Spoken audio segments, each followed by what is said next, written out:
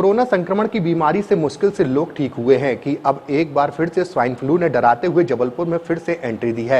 जबलपुर में बीते 25 दिन के भीतर स्वाइन फ्लू के 11 पॉजिटिव मरीज मिले हैं, जिन्हें कि मेडिकल कॉलेज से शहर के निजी अस्पताल में भर्ती करवाया गया है। जबलपुर में बढ़ते स्वाइन फ्लू के मरीजों को लेकर स्वास्थ्य विभाग ने अलर्ट करते हुए एडवाइजरी जारी की है और कहा है कि लोग कोविड प्रोटोकॉल का पालन करें, क्योंकि कोरोना की तरह स्वाइन फ्लू भी खतरनाक होता है। इसके लिए जो भी सर्दी खांसी वाले हों वे मास्क का इस्तेमाल करें। ज्यादा तकलीफ हो तो खुद आइसोलेशन भी कर सकते हैं।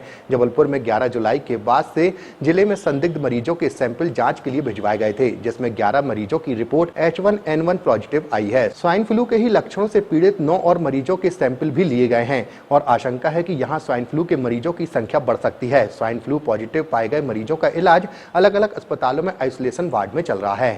देखिए, 11 जुलाई से लेके आज दिनांक तक 11 मरीज पॉजिटिव आए हैं स्वाइन फ्लू के और अभी 9 सैंपल्स ऑलरेडी हमारे माइक्रोबायोलॉजी लैब में टेस्टिंग के लिए रखे हुए हैं।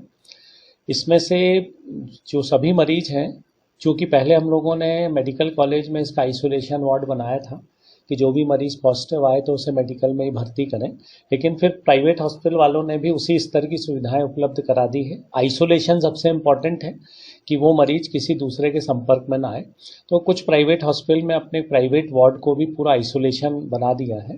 तो ये 11 मरीज जो हैं ये विभिन्न अस्पतालों में भर्ती हैं और सभी स्टेबल हैं, एक भी किसी की गंभीर स्थिति में नहीं पहुंचा है।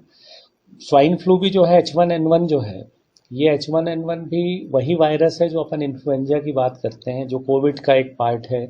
सर्दी खांसी मुख्य रूप से इन सभी बीमारियों में होता है।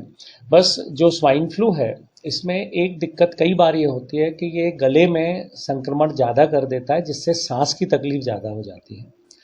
तो अभी तो सभी मरीज स्टेबल हैं और प्राइवेट लैब्स इसकी ज़्यादा जांच कर रहे हैं, क्योंकि लोग प्राइवेट डॉक्टर्स को या कहीं भी दिखाने पहुंच रहे हैं तो वो प्राइवेट लैब्स में जांच करा रहे हैं, लेकिन वहाँ यदि पॉजिटिव आता है तो हम उसको मानते नहीं हैं। वही सैंपल प्राइवेट लैब से को निर्देश है कि मेडिकल कॉलेज में माइक्रोबायोलॉजी विभाग में भेजें।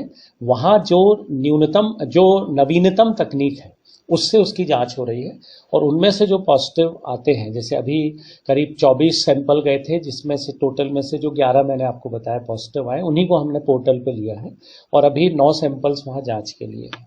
जी, ताकि फैलाव ना हो। जी, आपके माध्यम से सिर्फ यही मैं कहना चाहूँगा कि जो कोविड की गाइडलाइंस थी, लोगों से निवेदन यही है कि सर्दी खांसी यदि और बुखार आता है, सांस लेने में हल्की सी भी तकलीफ है, तो तुरंत डॉक्टर के पास जाएं। डॉक्टर उनकी तुरंत जांच कराएंगे और यदि वो H1N1 पॉजिटिव आते हैं तो सबसे इम्पॉर्टेंट है आइसोलेशन। जैसे कोविड में अपन ने इस चीज़ को भली भांति समझ लिया कि पूरी तरह से आइसोलेट हो जाएं, घर में अलग रहें, भीड़ भरे स्थानों पे जाना ही नहीं है।